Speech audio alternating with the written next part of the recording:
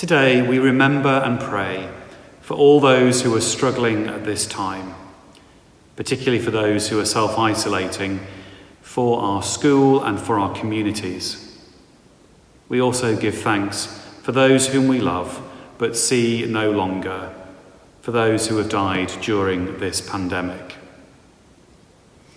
I have to admit that it feels slightly odd speaking to you from so far away when normally I would be down with you. I'm speaking to you from North Wales on the edge of Snowdonia. The cathedral here is nestled in a dip in the heart of our small city. By English cathedral standards, this place is tiny, but it is also ancient, arguably one of the oldest, if not the oldest, in the United Kingdom. These ancient stones have seen so much, so many generations coming and going, so many celebrations, national and local, over our history, stretching back to the year 530, this place has been the rock, holding together communities and individuals and families. At times like these, and especially in the middle of this pandemic, we need something solid to cling on to. When we feel as if the systems around us designed to keep us safe or keep us from harm are not functioning as perhaps we wish they would. And so we look elsewhere for reassurance and indeed for hope. So this Christmastide, where do we turn? Where do we look? Well, as a vicar, I'm bound to say that we look to God. You'd expect me to say that, wouldn't you? But we also look to each other, to our parents, who have slowly but surely got to grips with homeschooling, different patterns of daily life, spending hours perhaps on conference calls rather than meeting face to face. You children who have had to adapt to your lives and learn in different and new ways, not able to spend time with your friends as you'd like to, with exams and coursework disrupted. It's been extremely hard. Today is about acknowledging that things have indeed been tough, but that we've succeeded, that the human spirit is resilient and will see us through these months ahead. As we travel through Advent towards Christmas, we give thanks for all that we have, for our safe homes, for enough to eat, those whom we love surrounding us, and we think of those who will not be so comfortable. We think of businesses that will fail, for older people unable to see relatives, for those struggling with anxiety and depression, and we hold them in our prayers and our thoughts at this time. And so we pause, we reflect on all that has been and all that is to come in the next few days and weeks, and we hold in our hearts those who need a helping hand, and ask that God will watch over us as we prepare to celebrate Christmas, perhaps in a different way this year. Amen.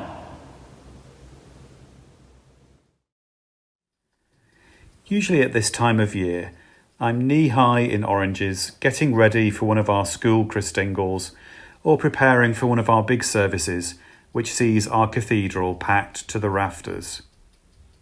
This year, things are, of course, rather different.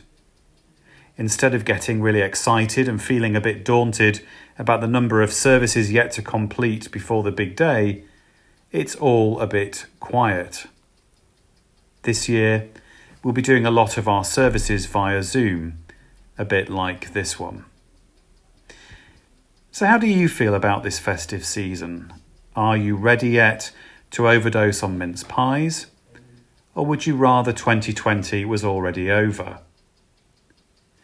We've all spent quite a lot of time since March simply wishing that we could find a quick and an easy way to get rid of this virus so that things can get back to normal. I guess we will experience a new normal when 2021 finally comes around. But for now, we have Christmas to look forward to and to prepare for. In the church's calendar, we're in the second week of Advent, a time of watching and waiting before Christmas, something I'm not very good at. I like everything to happen immediately. This time of year, even though it's usually extremely busy, is a time to reflect on the past and to make plans for the future. If lockdown has taught us anything, it has enabled some of us to take pleasure in simple things, in spending time with our families, whether we like it or not, thinking perhaps about our neighbours who are self-isolating or shielding, and of course in the summer, enjoying the weather outside in our gardens.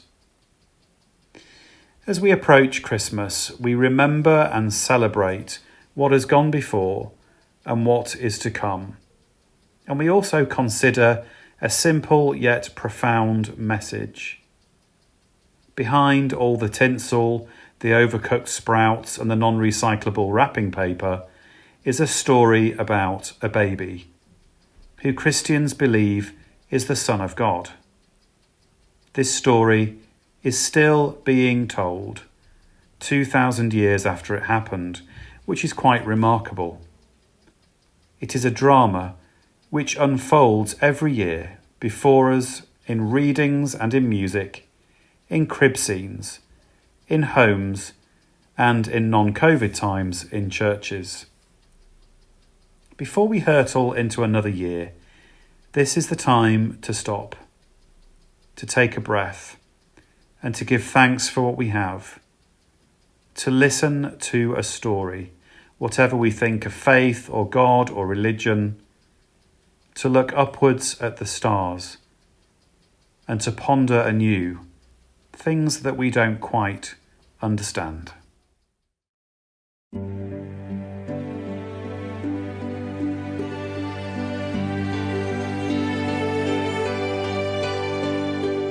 O holy night, the stars are brightly shining. It is the night of our dear Saviour's birth.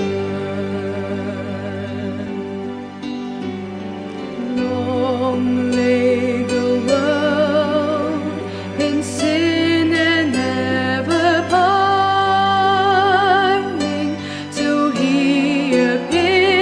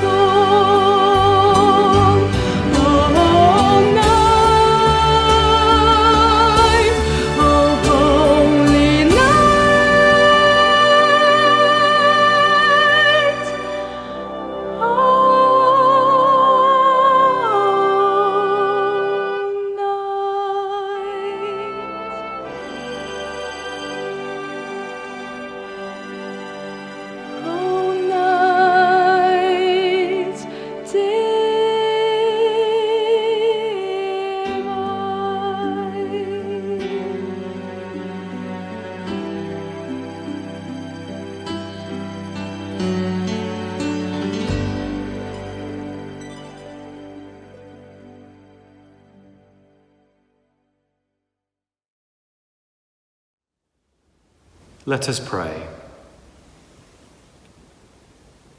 Lord, we remember today all those whom we have lost during this pandemic, grandparents and parents, brothers and sisters, friends, neighbours and colleagues, those we read about and hear about on the television and on the radio, those who have died surrounded by loved ones, and those who have died alone.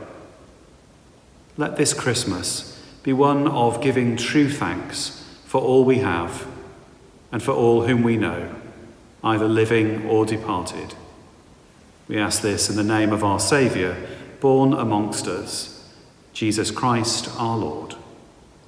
Amen. These are the words of remembering before our 2-minute silence.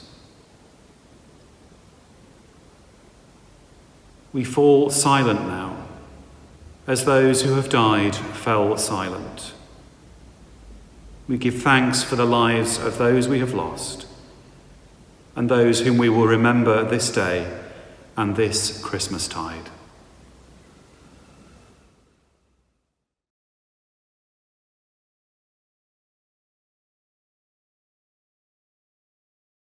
We remember today all those who have gone before us, and we pray especially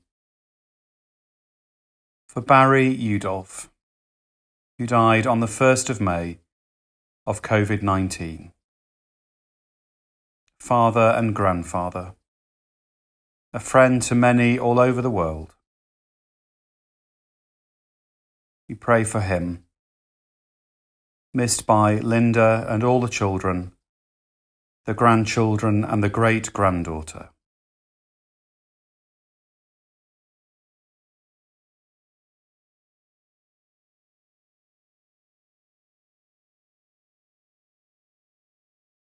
We also pray for Kai and Maya's grandparents.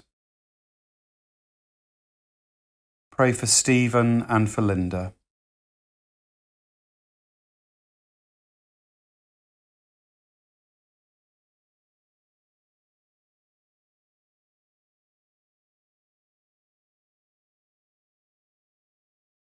Pray today for Spencer Backhouse, for his wife Liz, for their children Kate and Dylan.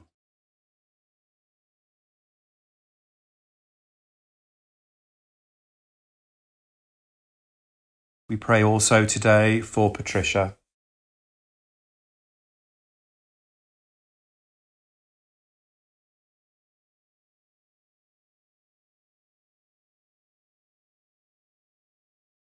We pray today at this time of year for Jimmy Green and for Henry Green.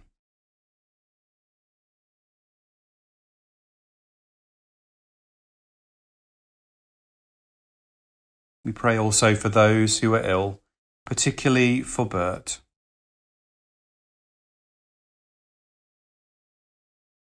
And for all those whom we name in the silence of our hearts.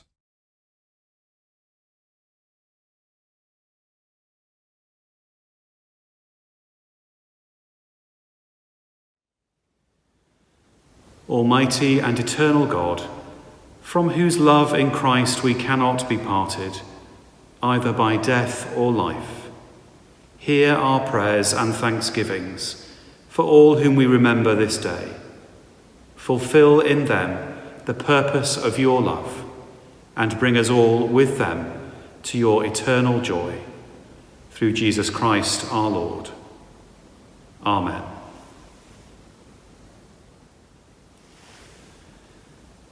May God grant to the living grace, to the departed rest, to the Church, the Queen and the Commonwealth, for all people, for unity, peace and concord, and to us and all God's servants, life everlasting.